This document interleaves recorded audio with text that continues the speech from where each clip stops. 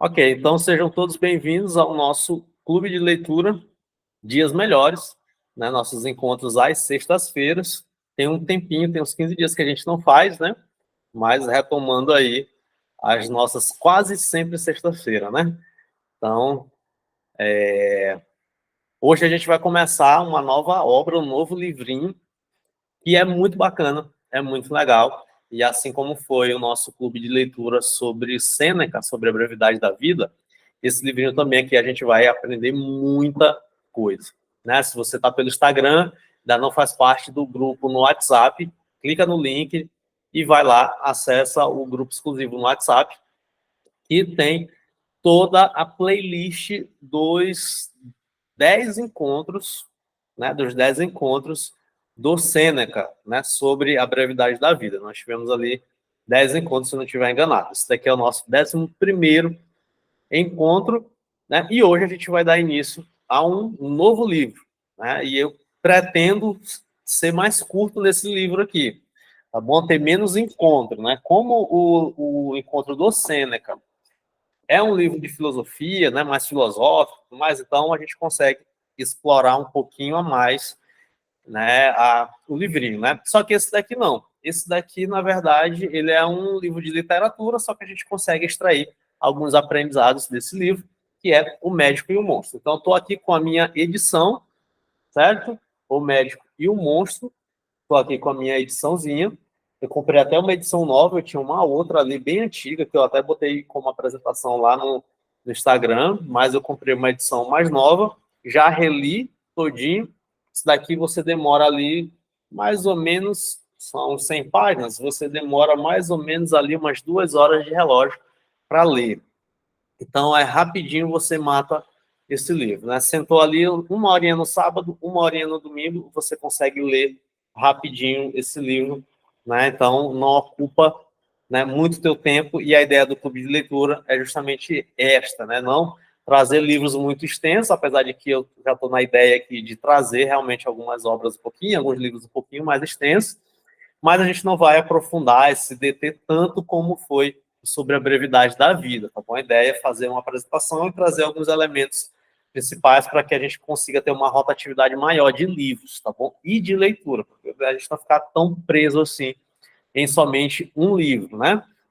Então, o que acontece? A gente vai iniciar, portanto, né, o nosso livro, e hoje eu vou única e exclusivamente falar sobre o livro, vou trazer uma apresentação do livro, eu vou falar um pouquinho sobre o autor, sobre seu contexto histórico, e vou pontuar um elemento que eu acho importante para a gente, para o nosso desenvolvimento pessoal, né, um elemento psicológico, emocional, que é muito importante, que me motivou a escolher esse livrinho aqui para poder trazer para a gente e compartilhar um pouquinho aqui com você. Tá bom? Se você tiver alguma pergunta, alguma dúvida, é só escrever nos comentários que eu, ao final da apresentação aqui, a gente responde. Tá bom? Se você está assistindo o Clube de Leitura, o Clube do Livro, e ainda não faz parte da comunidade, tá bom? No link lá na bio, no link da bio do perfil, né, lá no Instagram, tem um linkzinho, você pode fazer a tua inscrição na comunidade Dias Melhores. A gente se reúne todas as quintas-feiras e a gente fala sobre desenvolvimento pessoal. Ontem a gente falou sobre o Titanic, né? Eu trouxe ali uma aula, um encontro sobre o Titanic, né? E sobre como a Rose, principalmente lá em Titanic, como a gente consegue aprender um movimento de maturidade ali com a Rose, tá? Então, é bem bacana também os encontros da comunidade Dias Melhores. Então, sem mais delongas, vamos falar do nosso livrinho, O Médico e o Monstro. Então, o que acontece? O autor desse livro, né, é um cara chamado Roberto Louis Stevenson, né? Robert Louis Stevenson. E o Robert Louis Stevenson, ele nasceu em 1850, novembro de 1850, lá em Edimburgo, na Escócia, né? Então, ele era filho, né, de um engenheiro civil, né, Thomas Stevenson, e o pai dele, ele trabalhava meio que ali na construção civil, né, mas trabalhava ali com faróis, né, construindo faróis. Então, na época, ainda se tinha muito esse tipo de navegação, né, de orientação ali para a galera, para os navios e tudo mais, né? Então, ele trabalhava com faróis e tinha ali sua esposa que chamava Margaret Isabella, né? Então, desde cedo, o nosso autor aqui, desde cedo, ele era pressionado. Então, o pai dele sempre pressionava ele para seguir a mesma carreira, que era mais ou menos o que acontecia com quase todo mundo a essa época, né? Então, atualmente, que os filhos geralmente não escolhem as carreiras dos pais, né? Mas antigamente a gente tinha muito isso, né? Que era justamente a profissão sendo passada de pai para filho. Então era muito comum, e o pai do Robert Louis pressionava ele.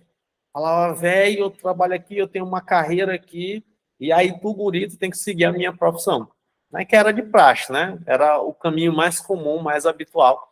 Era o filho seguir a carreira do pai. Né? Então era algo bem comum nesse tempo, nesse período. Tá bom? Então não tinha mistério nenhum. Só que o que acontece? A saúde do nosso autor era fragilizada, né? Ele teve uma doença respiratória já criança, e aí isso meio que prejudicou a saúde dele, né? Então ele já ficou frágil, já teve ali a saúde debilitada, e desde cedo, então, ele já tinha essa dificuldade de saúde. E ele não curtia muito essa área do pai, né? Ele não curtia muito essa carreira, né? Então aí ele tentou um caminho alternativo. Então aí, um tempinho depois já, ele entra na faculdade de Direito, certo? Então ele entra na faculdade de Direito, cursa a faculdade de Direito, e aí lá nessa faculdade de Direito ele começa a escrever para um jornal, né, da faculdade, da própria faculdade, ele começa a ter esse tipo de prática, né, dentro da faculdade, o que vai despertando cada vez mais o interesse dele em ser escritor. Né? Então vai despertando ali esse interesse. E aí, após concluir a faculdade, ali em meados de 1873, Robert ele se muda, né? O nosso autor ele se muda para Londres, na Inglaterra. Por quê? Porque ele se sentia meio deslocado ali no seu ambiente familiar.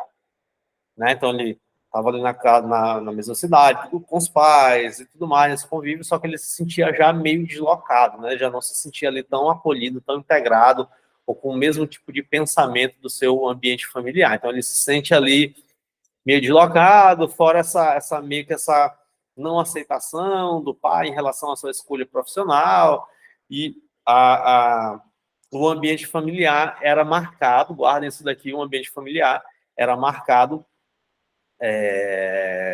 por um clima coercitivo. Né? Então, a família do Stevenson tinha ali um contexto coercitivo, né, pautado ali pela moral e religiosidade puritanas. Então, ele fazia parte de um contexto protestante, cristão protestante. Então, ele cresce, né, dentro desse contexto protestante, cristão protestante, em que a moral, né, puritana era extremamente incentivada, né? Inclusive era meio que até tinha um quê coercitivo, né? Era meio que obrigação e tudo mais, e ó, se tu não fizer, tu vai ser castigado ou receber uma punição. Então, dentro desse contexto, dentro desse clima coercitivo, o Stevenson ele fica meio que deslocado ali.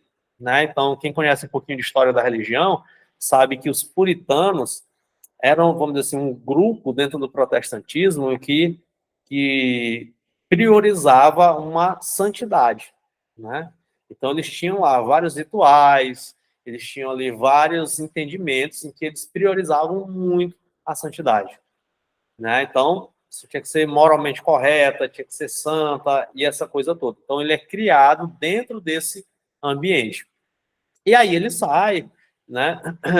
Ele sai desse ambiente familiar, mora em Londres, depois ele vai morar nos Estados Unidos, né? Ele casa, separa, né? Então, dentro desse contexto, né, a gente já percebe ali que o Stevenson ele sai um pouco desse seu contexto familiar, desse contexto social, que iniciou ali a sua educação, né, que ele foi educado. Né? Então, ele sai de todo esse ambiente, de todo esse contexto, só que o que acontece? Ele morre prematuramente, né? Então ele morre cedo, aos 44 anos, infelizmente, né? Então ele morreu bem cedinho, né? E ele morreu em função de uma hemorragia cerebral. né? Então, além dele ter ali, se eu não estiver enganado, tuberculose, eu acho que era essa a condição de saúde dele, e a tuberculose matava muita gente, né?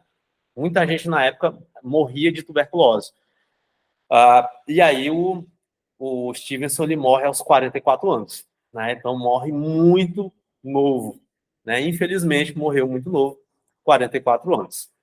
E aí, né, no auge ali no início da sua carreira como escritor, ele se torna escritor, né, oficial, né, ele se torna esse escritor profissional e ele escreve, né, O Médico e o Monstro, tá bom? O Médico e o Monstro. Só que o nome em inglês mesmo é O Estranho Caso do Dr. Jekyll e o Sr. Hyde, né? Em português que botaram o Médico e o Monstro, né? Botaram o Médico e o Monstro. Então, o Médico e o Monstro, já falando um pouquinho aqui da obra, para a gente ir avançando aqui no nosso encontro de hoje, o Médico e o Monstro é um livrinho bem fininho, a gente chama de novela, né?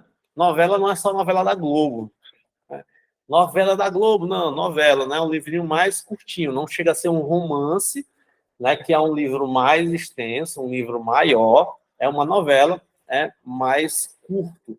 Também não chega a ser um conto, que é muito mais curto do que isso daqui. Então, é meio que um meio termo, novelinha. O nosso próximo livro também é uma outra novela, né? Então, é uma novela, é um livro um pouquinho mais curto, gótica, né? Com elementos ali de ficção científica, eu já vou falar por quê, tem elementos de ficção científica, e de terror, né? Então, ela foi escrita pelo nosso autor, Stevenson, e ela foi publicada originalmente em 1886, né? 1886. Tá? Então, tem um pouquinho de tempo que esse livro foi escrito. E é um clássico da literatura mundial. Né? E o que conta o nosso livro? Fazendo aqui um breve resumo para poder a gente entrar no que eu quero falar mesmo hoje. O livro, ele trata de um advogado, né? Então, um advogado londrino, chamado John Utterson. Né? Então, está aqui, bem no começo do livro já. O livro já inicia assim: o advogado, senhor Utterson, era um homem de aspecto carrancudo. Né? Então, conta a história do Utterson, né? Gabriel John Utterson. Ele vai investigar estranhas ocorrências ali entre o seu velho amigo, né? O Henry Jekyll, que é o doutor, que é o médico, e um ser malvado, né? O monstro, que é o senhor Edward Hyde. Né? Então, é meio que isso. Então, tem o Utterson, né, que vai narrar a história para a gente, e o Utterson ele vai investigar essa relação, né, entre o Dr. Jekyll, um médico muito bem quisto pela sociedade, e a gente vai falar dele no próximo encontro, e o Mr. Hyde, que era um senhor meio que não tão bem visto assim, tinha atitudes moralmente equivocadas, más, perversas, inclusive. E essas duas figuras se relacionam. Né? Então, como é que essas duas figuras se relacionam? E é isso que o nosso advogado Utterson vai investigar. E aí, o estranho caso do Dr. Jekyll e Mr. Hyde foi um sucesso assim, imediato. Né? Uma das obras mais vendidas do Stevenson.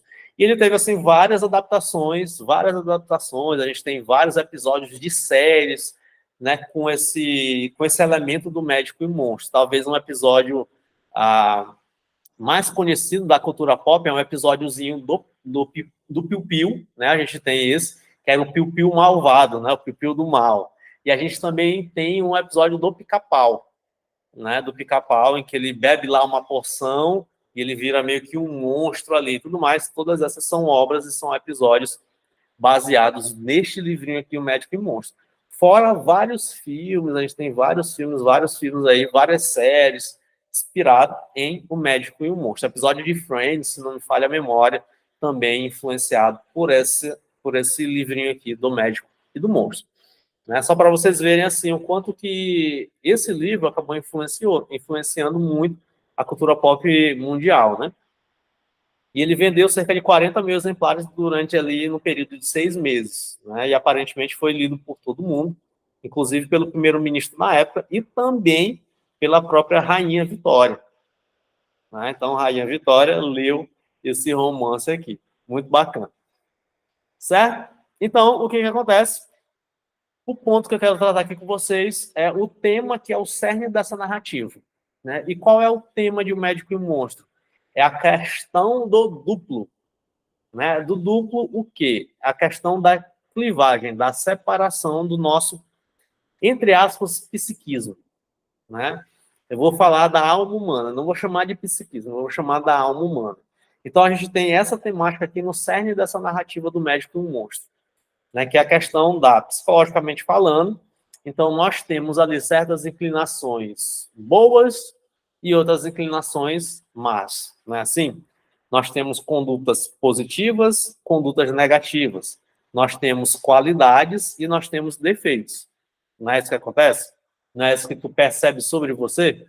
Quando tu vai olhar assim para ti, começa a ver, fala assim, cara, eu tenho qualidades, eu tenho pontos positivos e eu tenho defeitos, eu tenho pontos negativos, né?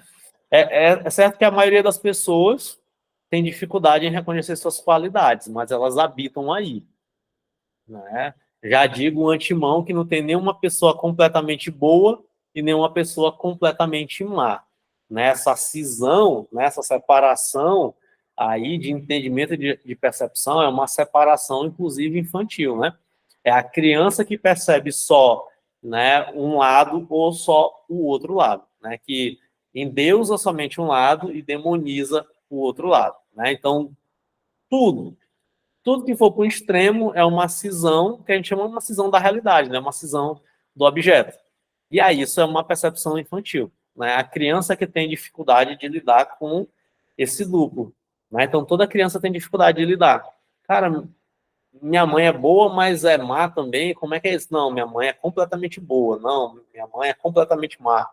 E aí tem essa dificuldade. À medida que a gente vai amadurecendo, o nosso entendimento, o nosso psiquismo começa a entender melhor, compreender melhor e começa a entender que existem coisas boas e más, coisas positivas e negativas, qualidades e defeitos.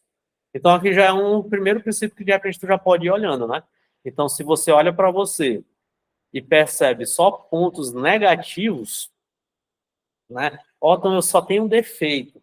Então você está ali com uma percepção infantil de quem você é, na verdade, né? E da possibilidade enquanto alma humana. Né? Então isso daqui já é o tema específico da narrativa aqui do nosso livrinho. Né? Então, o tema que está no cerne da narrativa do Médico e Monstro é essa questão da separação do psiquismo, desse outro, que não é, né, um outro exterior, certo? Não é um outro que está fora de mim, certo? Mas é aquele outro que é dentro, né, que é interior, que habita dentro, né, e que, embora algumas vezes não nos seja conhecido, nos é terrivelmente ameaçador. Né? Então, esse é o cerne psicológico desse livro, que é o que eu quero que você preste atenção. Eu não sei se você já leu, ou se você ainda não leu. Se você ainda não leu, eu tenho lá o link no nosso grupo do WhatsApp, tem um link direitinho do PDF. Você faz o download, de graça para você. Se você não comprou o livro físico, de graça para você. Né? Faz o download lá e leia, tá bom? Então, se você ainda não leu, leia. Se você já leu, vai prestando atenção mais ou menos aí nesse tema que está explicado, que o Stevenson traz nesse livro. Então, eu quero que você preste atenção nisso. Né? Então, durante a narrativa, durante toda a narrativa de O Médico e o Monstro, então, tem essa questão, né, desse outro, certo? Preste atenção nisso. Desse outro que habita dentro de mim, que está dentro do meu interior. Né? E que muitas vezes eu tento fazer o que? Eu tento rejeitar, eu tento reprimir, eu tento sufocar, eu tento suplantar esse outro, entre aspas, mal, entre aspas não, esse outro mal que habita dentro de mim. E aí o nosso autor, o Stevenson, ele faz meio que uma brincadeira, né, com os nomes. Então a gente tem o doutor, que é o médico, né, o Jekyll, e a gente tem o senhor Hyde, né, Mr. Hyde, em inglês. Né? E o Mr. Hyde, Hyde em inglês, significa esconder, ocultar. né? E quando a gente vai ler o livro, a gente percebe que o Mister Hyde, o Senhor Hyde, é aquele meio que anda nas sombras, né? Aquele que é oculto, né? É uma personalidade que eu vou aprofundar no nosso próximo encontro, mas é uma personalidade má, né? Que habita, né, ali num certo lugar e que é meio oculto inicialmente. Depois ela vai se mostrando, né? Mas o Mr. Hyde é como se fosse ali um monstro, né, mítico, todo um mal oculto dentro do Dr. Jack. Né? Então, como eu falei, nós temos qualidades e defeitos. E o Mr. Hyde, ele habita dentro, não habita fora. A gente não... E aí aqui eu vou dar um spoiler gigantesco, né? Mas a gente não está falando aqui de duas personalidades. Né? Nós estamos falando aqui de né, de uma pessoa, vamos dizer assim, com dois modos de ser. Né? Um modo bom e um modo mau. Que faz parte de um princípio psicológico que todo mundo vive. Né? Não tem aquela frase do apóstolo Paulo que é muito conhecida, o bem que eu quero, esse não faço, mas o mal que não quero, esse acabo fazendo. Então a gente tem tá aí o princípio psicológico ilustrado nessa fala do apóstolo Paulo, por exemplo. Né? Então, poxa, eu quero, né? Eu desejo levantar 6 horas da manhã para poder não chegar atrasado no meu serviço. Eu quero isso, mas por que eu não consigo? Né? Por que eu não consigo? Eu quero o bem, eu quero fazer o bem, mas por que eu não consigo? Eu quero dormir cedo todo dia, mas por que eu não consigo? Eu quero terminar aquele relacionamento abusivo, mas por que eu não consigo? Eu quero ir para academia, mas por que eu não vou? Eu quero terminar o meu trabalho no prazo, mas por que eu não consigo entregar o meu trabalho no prazo? Eu quero ajudar uma pessoa, mas na verdade eu começo a invejar essa pessoa. Então, dentro de nós temos isso, qualidades, e nós temos defeitos. Então, o Mister Hyde, né, é aquele que está escondido, é aquele que está oculto, como se fosse ali meio que um monstro habitando dentro da nossa interioridade. E aí, qual é a treta? A treta é que a gente não deseja que esse monstro venha à tona. Né? E vir à tona no sentido de a gente ter consciência desse monstro que habita na gente, e vir à tona no sentido de as outras pessoas vão olhar e vão contemplar esse monstro. Esse monstro que habita no meu interior será conhecido por outras pessoas. E isso é angustiante para a gente. E tem muita gente que tem dificuldade com isso. Né? Tem muita gente que detesta ser vista como uma pessoa fraca, por exemplo. Fraca entre aspas, né? Cara, isso daqui é muito comum no consultório. Eu escuto muito isso, né? A pessoa vai lá, em crise de ansiedade, e ela começa a entrar em crise porque tem crise de ansiedade. Por quê? Porque a ansiedade é para gente fraca, né?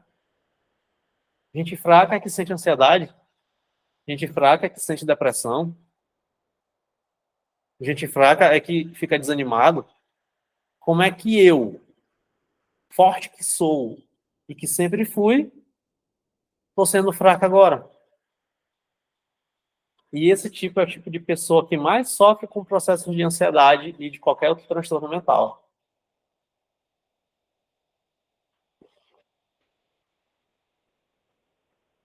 Então, o Mr. Hyde tem essa característica, né? Esse monstro aí, né, cheio de defeitos, que está oculto na interioridade da personalidade do Dr. Jekyll.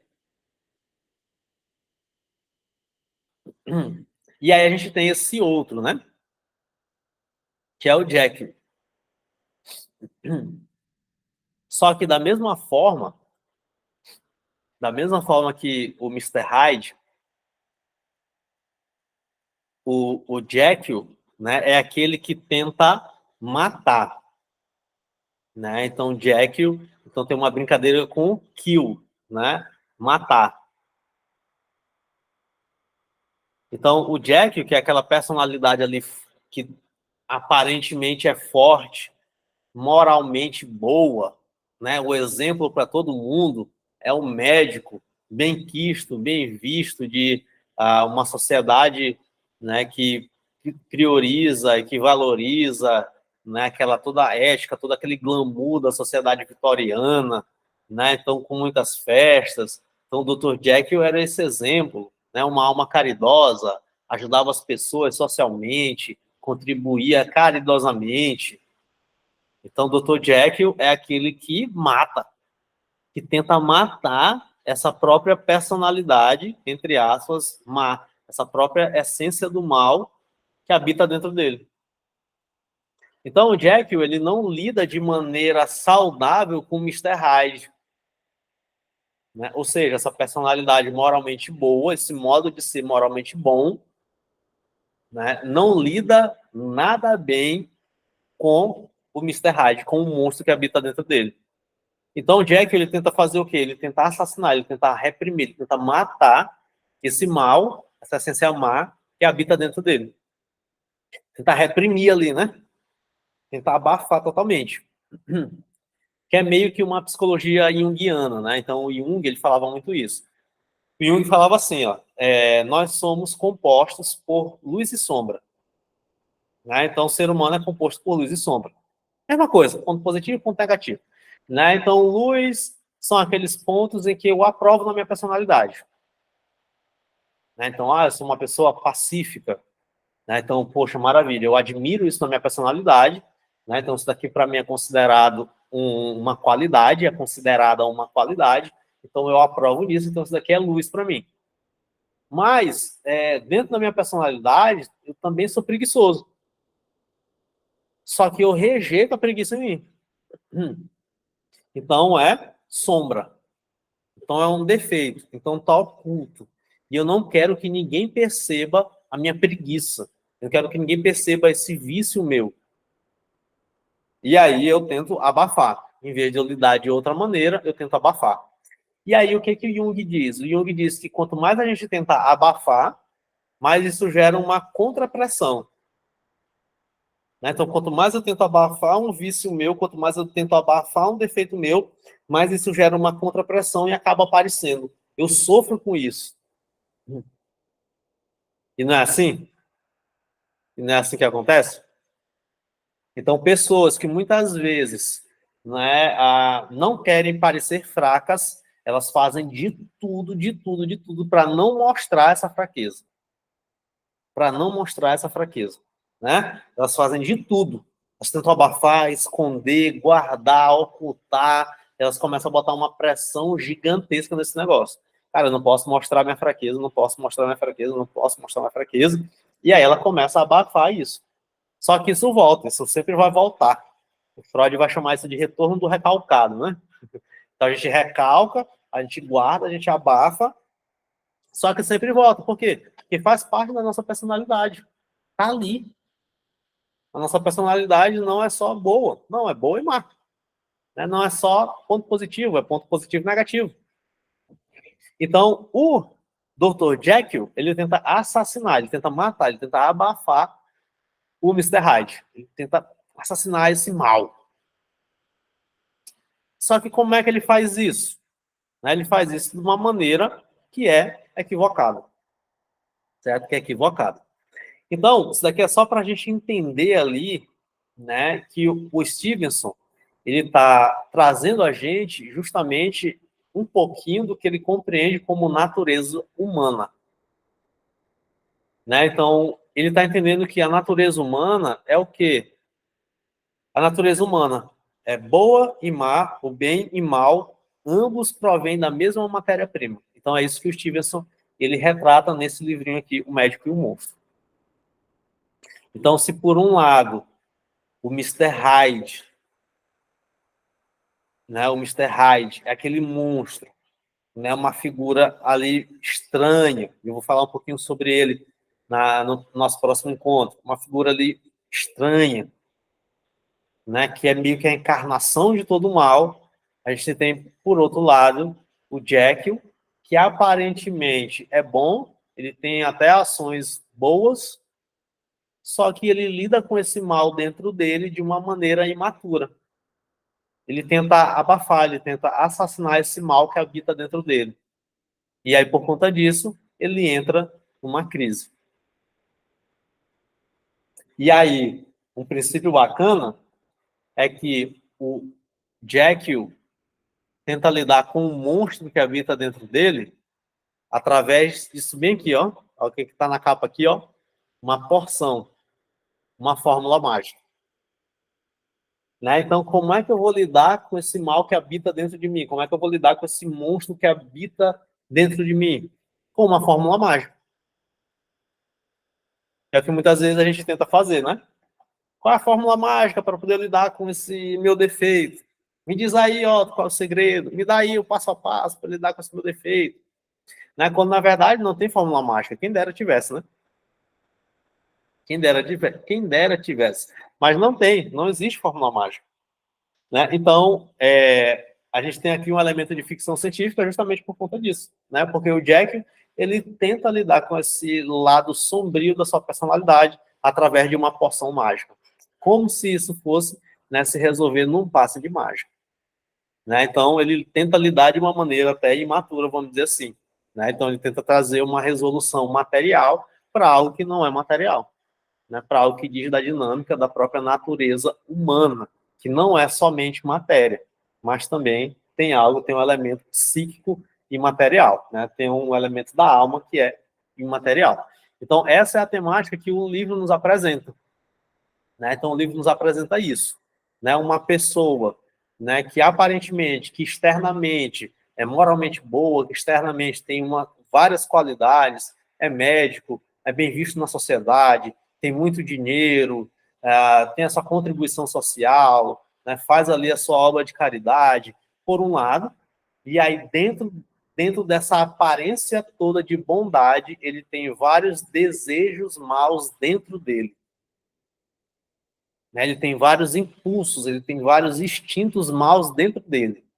Então, esse cara que é bom, né? Esse cara que é exemplo para toda uma sociedade, dentro dele mesmo, tem desejos, tem impulsos instintivos, maus, né? E que ele tenta abafar esse negócio de uma maneira imatura.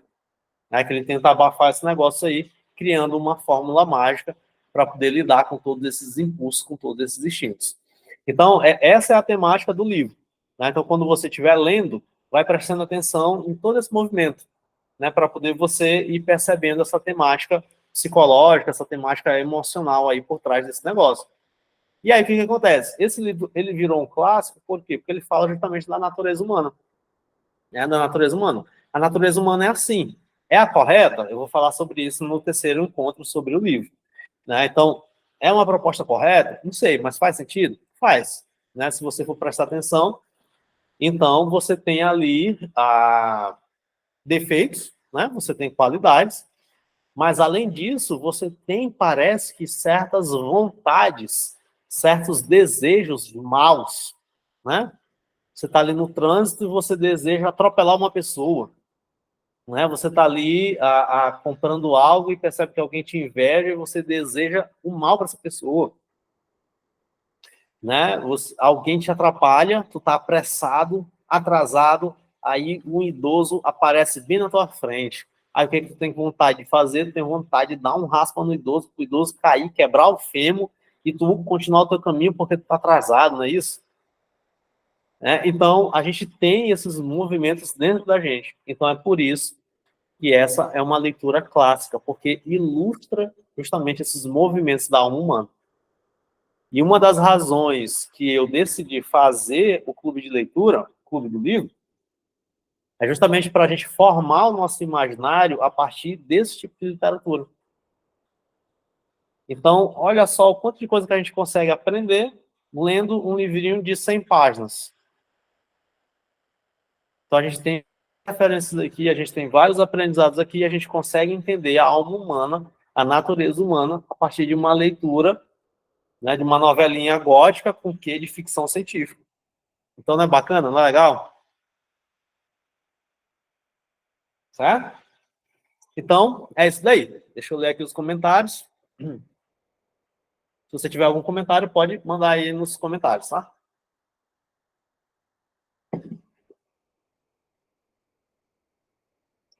Quando eu desenvolvi fibromialgia, tive que trabalhar em mim a minha fraqueza. E aí eu vi muitas áreas, né, que muitas áreas eram fracas, elaborei, sofri muito. É muito difícil, né? É muito difícil, na verdade, a gente reconhecer as nossas fraquezas. É muito difícil. É um movimento de maturidade, inclusive, né? Eu reconhecer. Não é, Otton, eu só reconheço minhas fraquezas, né? Então eu sou maduro? Não. Né? Tem gente que só reconhece seus defeitos, né? Isso não é sinal de maturidade. Não, tá? Reconhecer a fraqueza e você responder de maneira criativa a essas fraquezas é que é um sinal de maturidade. Né? Então, eu reconheço que bem aqui, cara, bem aqui eu não vou conseguir sozinho. Quando eu reconheço que bem aqui, velho, bem aqui eu tenho um defeito. Né? Quando eu reconheço que bem aqui, pô, bem aqui eu tenho um vício. E o que que eu faço com esse negócio? Eu escondo, né? Eu só me acomodo, né? Então, o que que acontece? Isso daqui, né, não é um movimento maduro, né? E é muito difícil. Quando a gente percebe assim, cara, bem que eu tenho um defeito, bem que eu tenho uma fraqueza, cara, como é que eu lido com isso?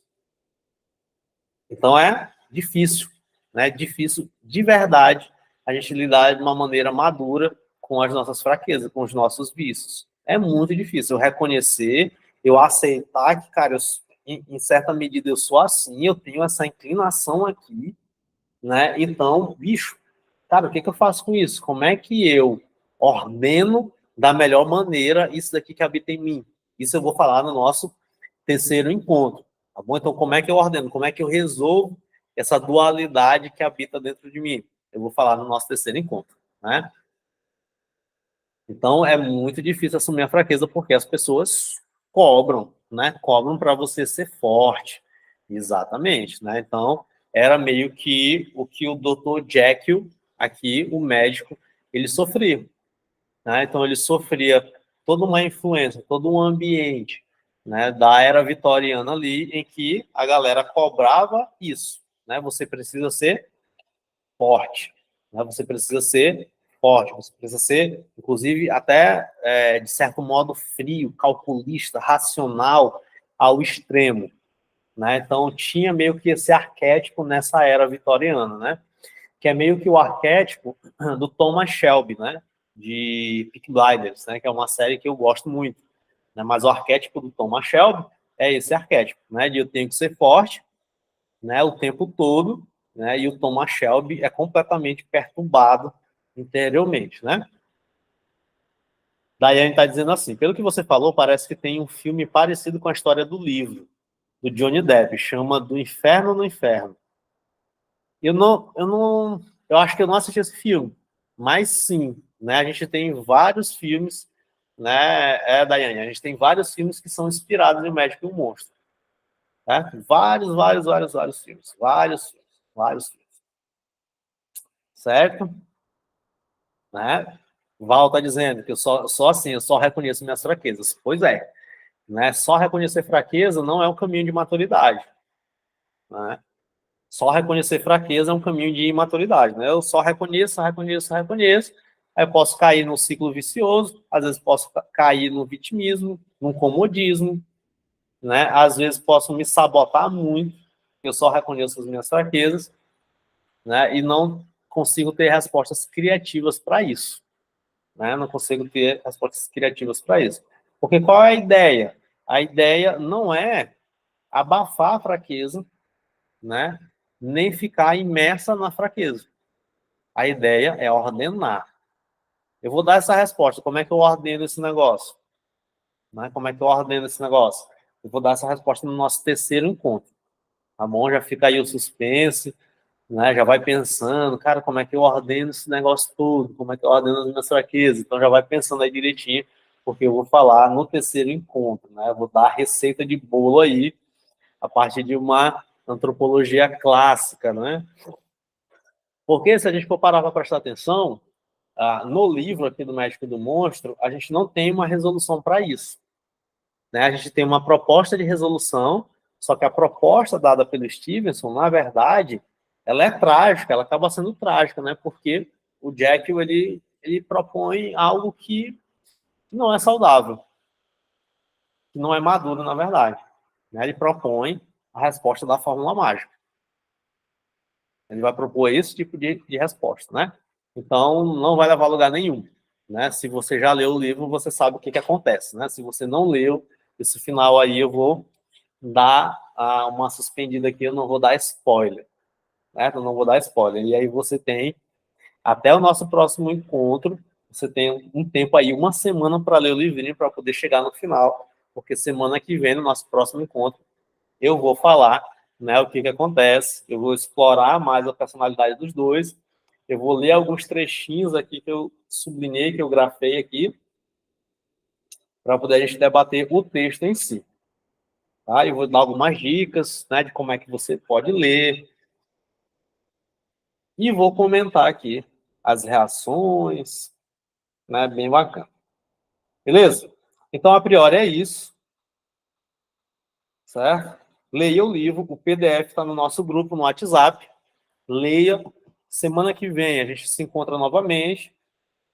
Eu vou comentar o texto, vou comentar algumas passagens do texto, né? Vou comentar essas passagens a partir de uma perspectiva, às vezes, de literatura, para você, né, ter ali uma percepção sobre o que você está lendo, às vezes de psicologia e de filosofia, para a gente clarear um pouquinho essa mensagem aqui do Stevenson. E no nosso terceiro encontro, eu vou propor, então, uma resolução para esse romance, né? Uma resolução alternativa para essa novelinha, na verdade, né? Para essa novela, porque o Stevenson ele deixou meio que aberto, né? Ele trouxe uma solução e a solução que o Stevenson traz é uma solução que de verdade é a correta, né? De verdade é a correta, de verdade é a correta, né? Mas só que não é uma solução que a gente deve seguir, pelo contrário. Beleza, galera? Então é isso. 10 para as 7, né? Conseguimos finalizar aqui dentro do nosso horário direitinho. Leia o livro, entra no grupo do WhatsApp, baixa o PDF, leia o livro, e aí a gente vai explorar direitinho esse livro que é maravilhoso. Bom demais, tá bom? Então, beijinhos e até a próxima semana. Semana que vem vamos nos encontrar novamente. Beijinhos, deixa eu interromper aqui a gravação no Meet. Certinho, gravação interrompida.